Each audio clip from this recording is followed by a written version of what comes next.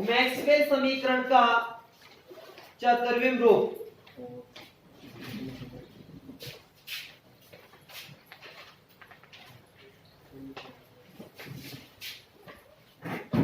Maxwell समीकरण का चतुर्विम रूप, एक और नाम लिखेंगे डी अलेम्बर्ट समीकरण का चतुर्विम रूप। डी अलेम्बर्ट समीकरण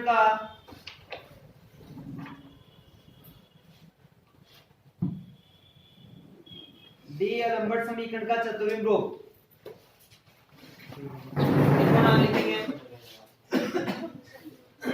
विद्युत चुंबकीय विभव के समीकरण का, विद्युत चुंबकीय विभव के समीकरण का चतुर्विम रूप।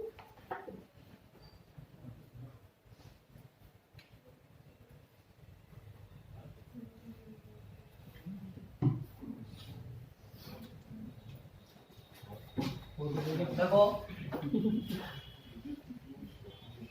आप डी अलेम्बर्ट समीकरण जानते हो, डी अलेम्बर्ट समीकरण लिखाई थी मैंने, क्या थी? Del square minus mu zero epsilon del square upon, इसको कैपिटल वो डेल का था मतलब डी अलेम्बर्ट समीकरण, और यहाँ क्या था आपके पास? ए वेक्टर बराबर minus mu zero J vector. एक समीकरण तो ये थी, और दूसरी समीकरण थी del square minus mu zero epsilon zero del square upon del square phi बराबर minus rho upon epsilon rho. Equation number second. तो इनको अपन चतुर्विम रूप में लिखते हैं। तो देखो सबसे पहले फ्रॉम इक्वेशन नंबर फर्स्ट इसको लिखता हूं मैं।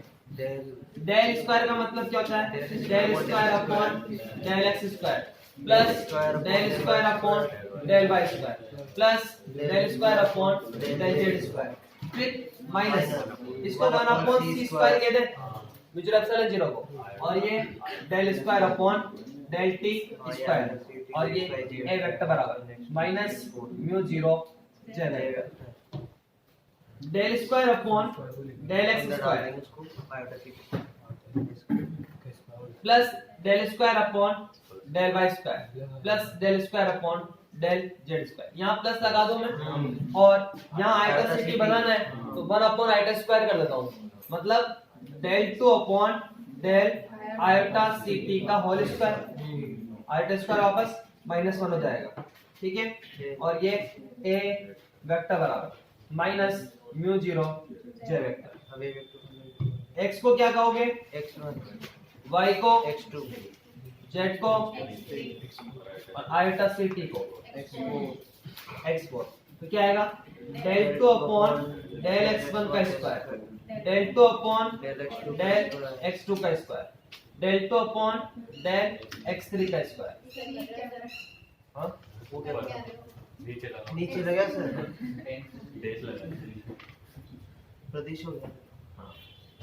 हाँ ये x1 का स्क्वायर, x2 का स्क्वायर और ये x3 का square, del 2 upon del x4 का स्क्वायर, और ये a वेक्टर बराबर minus mu zero J vector. इसको अपन समेशन फॉर्म में लिख दें, समेशन म्यू बराबर 1 to 4 del 2 upon del x mu का स्क्वायर, ठीक है, और फिर a वेक्टर बराबर minus mu zero J vector. Equation number कौन सी है? ऐसे ही अपन जो समीकरण सेकंड है उसको भी चतुर्विम रूप में अपन लिखते हैं। तो फ्रॉम इक्वेशन नंबर सेकंड क्या होगा? Del square upon del X square plus del square upon del Y square plus del square upon del Z square plus 1 upon iota square C square कर दूं, इसको डायरेक्ट लिख दो ना। तो एक लाइन बचा लो ना, और ये फाई बराबर क्या था? Minus rho upon epsilon not. तो देखना यहाँ पर इसको अपन में इसको भी डायरेक्ट लिख दूं क्या? हाँ direct del two upon del eta ct का वन कर चुका मैं, अब तो चलेगा इतना तो x को अपन x1 कह देंगे, y को x2, z को x3, आयटा ct को अपन x4 कह देंगे। क्या होगा ये? Del two upon del x1 का square, del two upon del x2 का square, del two upon del x3 का स्क्वायर और del two upon del x4 का स्क्वायर, x4 का स्क्वायर क्या हो रहा है? और ये 5 बराबर, मैं इसको देखो, आपको अगर याद हो ए वेक्टर के 3 घटक तो ax, ay, az होते हैं और जो चौथा घटक है वो क्या होता है? आयटा फाई अपॉन सी है। तो यहाँ पर सिर्फ मेरे पास क्या बन रहा है? 5 बन रहा है, तो इसमें किसकी कमी है? आयटा अपॉन सी की। तो इस पूरी समीकरण को किससे लिख दो कर दो? आयटा अपॉन सी से, मतलब यहाँ ऐसे लिख दूं मैं eta phi upon C minus eta upon C rho upon epsilon not लिख सकते हैं। पूरी समीकरण को मैंने आयटा अपॉन सी से गुणा कर दिया, तो ये तो क्या हो गया अपने पास? समेशन म्यू बराबर 1 to 4 del two upon del x mu का स्क्वायर और ये आयटा फाई अपॉन सी और बराबर ये आयटा अपॉन सी तो है, से ये रो है अपने पास। इस एप्सिलॉन जीरो को मैं ऐसे लिख दूं, देखो अपन जानते हैं mu zero epsilon zero 1 upon mu zero epsilon zero का 1 अपॉन सी स्क्वायर कहते हो, तो एप्सिलॉन जीरो बराबर कितना होगा? 1 अपॉन म्यू जीरो सी स्क्वायर। तो यहाँ वैल्यू पुट करें तो ये जो है म्यू जीरो सी स्क्वायर कहाँ चला जाएगा? ऊपर, तो म्यू जीरो सी स्क्वायर रो एक सी से एक सी कट जाएगा, ठीक है।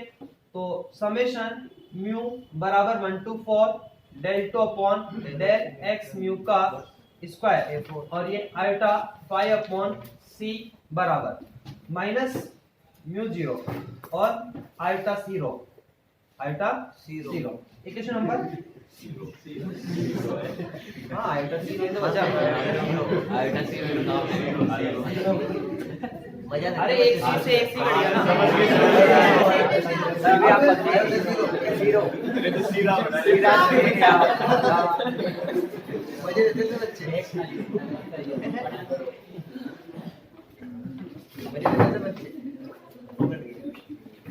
अब जो समीकरण 3 और 4 है इसको मैं क्या करता हूँ? सम्मिलित रूप में लिखता हूँ। नेक्स्ट लाइन में लिख दूंगा मैं, सम्मिलित रूप में से लिखेंगे समेशन म्यू बराबर 1 to 4 del two upon del x mu का स्क्वायर और फिर A vector comma iota phi upon C, ठीक है, बराबर माइनस म्यू जीरो कॉमन हो जाएगा ये दोनों में और जे वेक्टर कोमा आयटा सी रो। तो ये जो जे ये है ना बना अपने पास A vector eta phi upon C, इसको तो क्या कहेंगे अपन? ए म्यू म्यू वही तो बोल देंगे ना, A vector comma iota phi upon C इसको क्या कहेंगे? ए म्यू।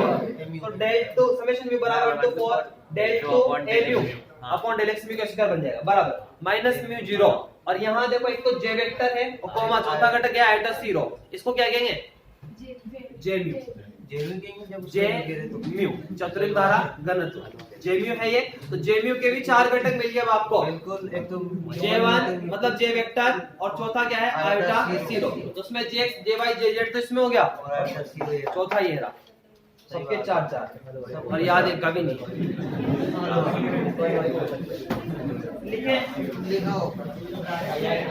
लिखे ये क्या लिखाओ? समीकरण 3 व 4 को समीकरण 3 व 4 को चतुर्विम रूप में समीकरण 3 व 4 को चतुर्विम रूप में निम्न प्रकार प्रदर्शित किया जा सकता है। निम्न प्रकार प्रदर्शित किया जा सकता है।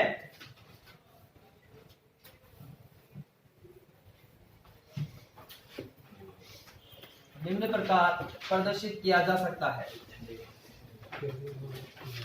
देखो कैसे प्रदर्शित करेंगे, ध्यान देना। समेशन म्यू बराबर 1 to 4 del two upon del x mu का स्क्वायर, ये दोनों में है दोनों में ना ये, और फिर यहाँ पर ए वेक्टर, दूसरे में क्या है आयोटा 5 अपॉन सी। सम्मिलित रूप में लिख रहे हैं अपन दोनों को। हाँ सही है। फिर बराबर देखो माइनस म्यू 0 और ये जे वेक्टर, और इसमें क्या है आयोटा 0। तो समेशन म्यू बराबर 1 to 4 del 2 upon del x mu का स्क्वायर। इसको क्या कहेंगे ए म्यू पढ़ा है ना। हाँ ए म्यू, ये माइनस म्यू 0 और ये क्या है जे म्यू जे न्यू जे नहीं म्यू म्यू तो जे म्यू कह रहा हूँ। जे न्यू को जहाँ जे म्यू बराबर क्या है जे वेक्टर आयोटा 0। तो J1 तो कितना होगा J, J2 J2 J1 J3 J4 आ गया है ना, देखना J4 J4 0 आयोटा 0। ये भाई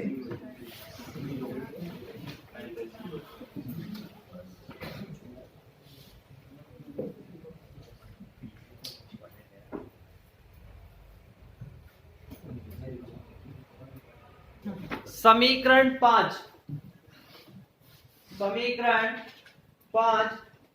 डी अलम्बर्ट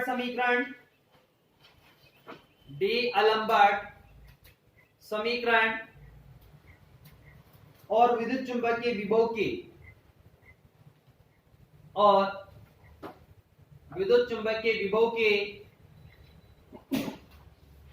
गति की समीकरण के चतुर्विद रूप को प्रदर्शित करती है। विद्युत चुंबकीय विभव के गति की समीकरण के चतुर्विद रूप को प्रदर्शित करती है।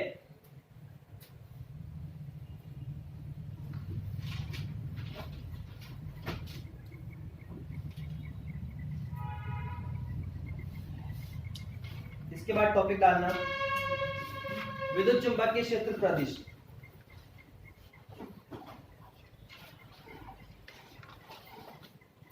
विद्युत चुंबकीय क्षेत्र प्रदिश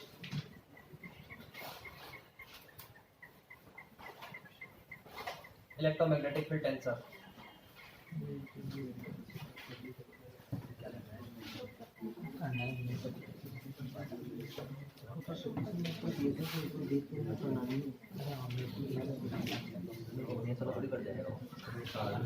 देखो हम जानते हैं कि विद्युत क्षेत्र और चुंबकीय क्षेत्र को ए और फाई के पदों में व्यक्त कर सकते हैं। अपन जानते हैं क्या रिलेशन है वो, ई वेक्टर बराबर minus del vector phi minus del A vector upon del, और दूसरा क्या था बी वेक्टर बराबर del vector cross A vector. ये equation number first, equation number second. तो यहाँ पर ई वेक्टर और बी वेक्टर के तीन घटक होते हैं, अतः इन्हें चतुर्विद रूप में व्यक्त नहीं किया जा सकता क्योंकि इनके तीन घटक है। तो इन्हें क्या करते हैं अपन प्रदिश के रूप में व्यक्त करते हैं। किसके रूप में? प्रदिश के रूप, टेंसर की फॉर्म में व्यक्त करते हैं। ठीक है, अब देखो इसके लिए क्या करते हैं, समीकरण एक का x घटक लेने पर x कंपोनेंट लेते हैं इसका, तो ये कितना होगा x बराबर minus del phi upon del x, del vector तो ना डेल अपॉन डेल x है प्लस डेल वेक्टर, फिर minus del x upon del. ठीक है, अब इसके बाद देखना यहाँ पर ये ex नहीं होता, आप जानते हो आयोटा अपॉन c के साथ होता है। टेंसर लिखा है मैंने, मेन्यू आपको याद है टेबल, अभी आ जाएगी minus iota x upon c minus iota iota upon c minus z upon c 0 या प्लस का आएगा 0 किधर ये प्लस के दिखा हाँ। और विकर्ण पे 0 विकर्ण पे 0 एक में इधर लिखा है सर dx by dz इधर पे आते हैं साथ से आते हैं dz आया सर बीजा गलती होगी, माइनस इधर एक माइनस इधर दो माइनस। ठीक है, हाँ सर सही लिखा आपने। याद है सबको? कोई दूसरा तरीका ढूंढा क्या इसके लिए? ये तो बेस्ट आपने लगा, सिखाया वही सही था सर। ये बेस्ट है। हाँ, तो इस पूरे समीकरण को अपन आयोटा अपॉन c से इंटू कर दो। तो देखो आयोटा ex अपॉन c बराबर minus del upon del X iota five upon C minus del X ये आयोटा अपॉन सी है और ये डेल टी। तो आयोटा एक्स अपॉन सी बराबर minus del upon del X iota five upon C plus ऊपर नीचे iota से गुणा कर दो तो ऊपर आयोटा स्क्वायर हो गया, आयोटा स्क्वायर माइनस तो प्लस हो गया और del A X upon del iota C iota X upon C बराबर minus del upon del X one X को X one iota five upon C A four plus del A one upon del X four. इसको ऐसे लिख दें क्या iota X upon C बराबर del A one upon del X four minus del A four upon del X one. देख सकते हैं plus वाला पहले लिख दिया मैंने। समीकरण दो का एक का y घटक लेने ई y बराबर minus del five upon del Y minus del A Y upon del T iota E Y upon C बराबर minus del upon del Y iota five upon C minus del plus del A Y upon del लिख दो ना direct अब तो।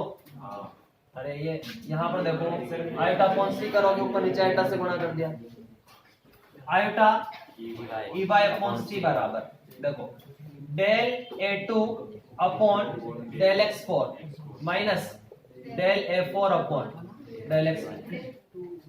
अरे ये पहले लिख दिया मैंने ए वाई को ए टू ये प्लस वाला पहले और ये डेल ए four upon del x two. अरे इतना हल कर दिया कि कम बात है मतलब धीरे धीरे कम करूंगा ना। ये क्वेश्चन नंबर हाँ समीकरण अरे बस एक का जेड घटक लेने का क्या होगा ई जेड बराबर minus del five upon minus del A Z upon iota E Z upon C बराबर। आंसर तो ये रहा डायरेक्ट ये लाना है तो ये सांड ही बनाएंगे ना फिर उससे भी कह देंगे भाई डायरेक्ट ही कर ले direct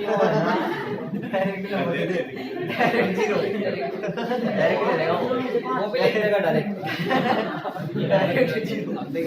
del upon del Z iota five upon और del A Z upon del iota E Z upon C बराबर डेल पहले लिख रहा हूँ A three del X four minus del A four upon del X four. Equation number 5 समीकरण दो का x घटक लेने पर ठीक है। तो यहाँ पर देखो ये डेल वेक्टर क्रॉस अपने पास क्या है ए वेक्टर है, ये बी वेक्टर था तो यहाँ i cap j cap k cap और ये del upon del x del upon del upon और ये ए एक्स ए वाई। तो अपन एक्स घटक ले रहे हैं तो del A Z upon del Y B X बराबर देखो इसका ले रहे हैं बी एक्स बराबर del A Z upon del Y minus del A Y upon del Z B X बराबर del A three upon del x two minus del A two upon del X. Question number 6 समीकरण दो का y घटक लेने पर इसका y घटक यहाँ पर हाँ सर तो b y बराबर ध्यान रखना बीच में माइनस आता है मैं पहले प्लस वाला पद लिख रहा हूँ ताकि कंपेयर करने में दिक्कत नहीं। सही बात। तो यहाँ से अपने पास क्या होगा del x upon del z del x upon del z minus del az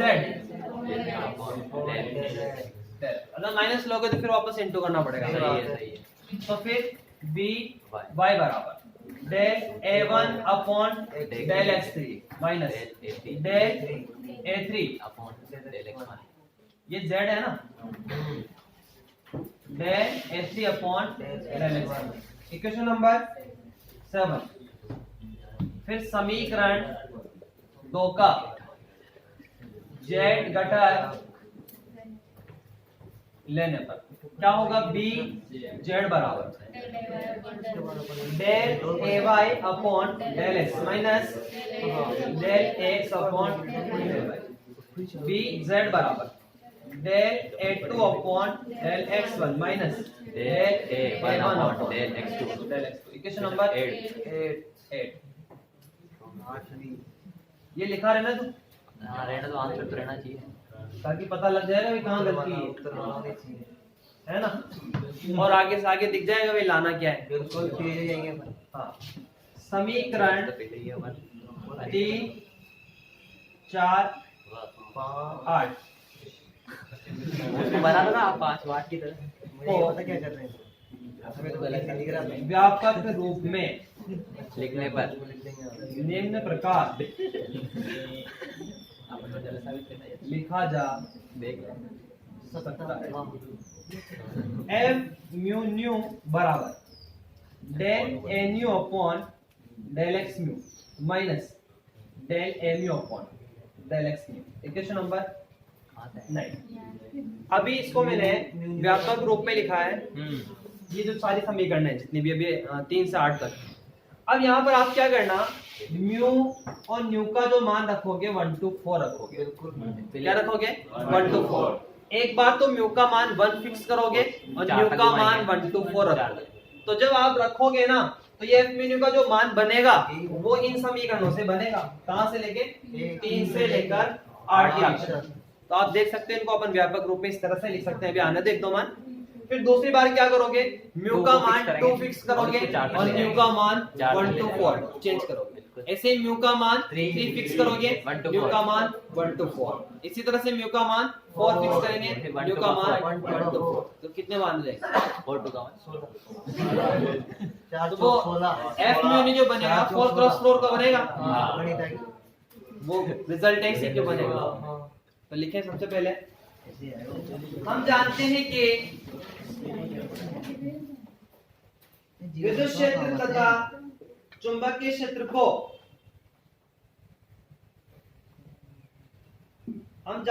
विद्युत क्षेत्र तथा चुंबकीय क्षेत्र को विद्युत चुंबकीय विभव ए व फाई के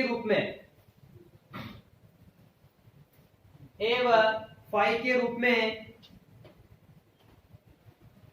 निम्न प्रकार व्यक्त किया जा सकता है।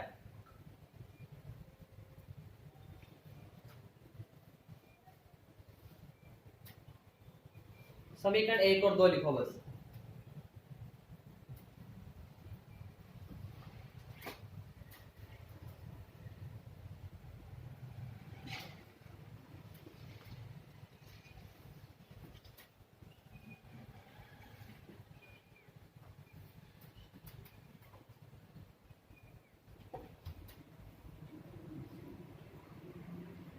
समीकरण 1 और 2।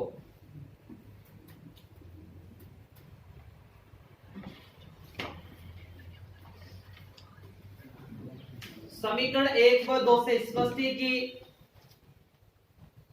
समीकरण 1 व 2 से स्पष्ट है कि ई वेक्टर व बी वेक्टर के 3 घटक संभव है।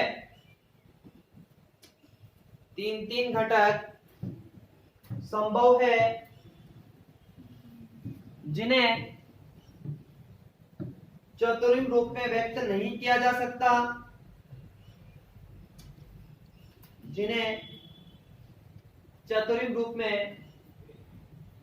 व्यक्त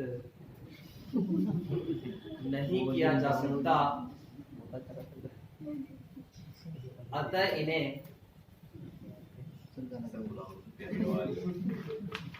इन्हें एक प्रदिश के रूप में अतः इन्हें एक प्रदिश के रूप में व्यक्त किया जाता है। हाँ, टेंसर आते हैं तुम्हें शानदार। हाँ?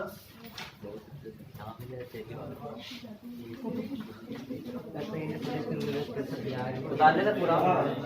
तू बार इधर आजा। लिखो पूरा। इसके बाद आपको काम पता है इसे म्यू का मान 1 to 4 रखोगे, मतलब म्यू का मान तो 1, म्यू का मान 1 to 4 चेंज करोगे, तो ये जो समीकरण बनेगी ना 10 से 25 तक बनेगी पूरी। ये 16 26 बनेगी 26। थोड़ी कैलकुलेशन ये तो पूरा यहाँ पे लिखो पहले।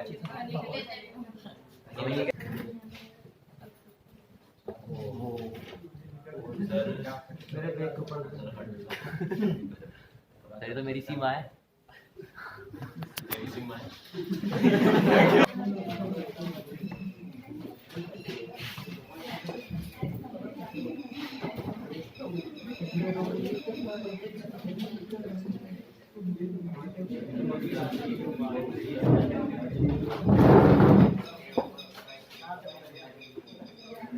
देखो सबसे पहले अपन क्या करते हैं, म्यू का मान 1 फिक्स करते हैं म्यू का मान और न्यू का मान भी 1, मतलब न्यू का मान चेंज करेंगे, म्यू का मान फिक्स 1 कर रहा हूं मैं। तो यहाँ से क्या बनेगा अपने पास F11 बराबर वैल्यू पुट करो वहां पर del A1 upon del X1 minus del A1 upon del X1। तो F11 कितना होगा? अच्छा वो भी जेड आ जाएगा वो इक्वेशन नंबर कौन सी है? 10। फिर म्यू बराबर 2, म्यू का मान म्यू का मान 1, म्यू का मान 2, F12 वो भी रखना है हालांकि, बट तुम लोगों को तो क्या है वो सीधा दिख जाएगा ना, सही बात है, तो आसान रहेगा। हाँ तो F12 बराबर कितना बना? Del A2 upon del X1 minus del mu, mu का मतलब 1 अपॉन डेल X2। तो F12 बराबर ये किसका मान है? जी जेड कौन से समीकरण से?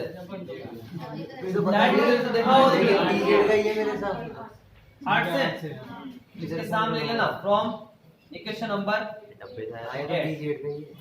अच्छा डैड कैसे लिख सकते हैं अपन? डायरेक्ट तो अपन को दिख रहा है अपन इसलिए सही करते हैं हमेशा, बट अपन ने लिखा इनसे है वो इन समीकरणों से, तभी तो आपको ग्रुप में लिखा मैंने इसको। सही बात।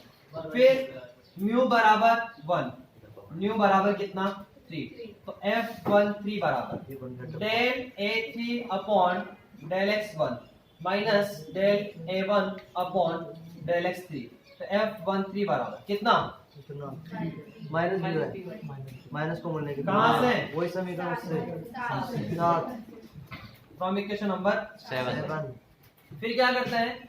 म्यू का मान 1, म्यू का मान 4, F14 बराबर del A4 upon del X1 minus del A1 upon del X4।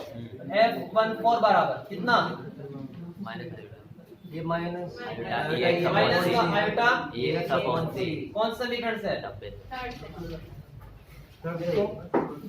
12 और ये थर्ड से ये सर फ्रॉम सही कहता हूँ। Equation number 3। फिर इसके बाद म्यू बराबर 2, म्यू का मान 1, F21 बराबर del A1 upon del X2 minus del A2 upon del X1। F21 बराबर कितना? समीकरण 8 माइनस BZ। कौन समीकरण है? 8 से फ्रॉम इक्वेशन नंबर 8। मैं नहीं देख रहा, ये चेक कर लेना तुम। हम देख रहे हैं सर, हम देख रहे है हैं ना? फिर मैं तो बोल ही रहा मैं तो यहाँ देख रहा हूँ, मैं भी वही देख रहा हूँ अगली बार देख रहे न्यू का मान 2, F22 बराबर del A2 upon del X2 minus del A2 upon del X। Sir कुछ नया लिख के लिखना है कि डायरेक्ट लिखना है इसको? क्या डायरेक्ट लिखना है इसको तो लिखो डायरेक्ट लिखना है तेरा, और ये तो लिखो छोटा हो गया। कोई आप नहीं बताओ आगे। रुको अभी मैं नहीं लिखाऊंगा। एक ही लिखाओगे ना, एक ही लिखाओगे ना। जोड़ देते हैं। म्यू का मान 3, ठीक है? तो क्या होगा? F23 बराबर bx del A3 upon del X2। Minus 6 से del a2 upon del x3 समीकरण 6 से क्या लिखे इसको dx dx सब कुछ मिक्स कर दिया f 2 3 बराबर क्या bx कौन सा समीकरण से 6 से फ्रॉम इक्वेशन नंबर 6 फिर म्यू का मान 2 और म्यू का मान 4 f24 बराबर कर लेंगे हम भी इसे कर देंगे घर से लिखो बात नहीं पूरा 25 समीकरण तक लिखना है ये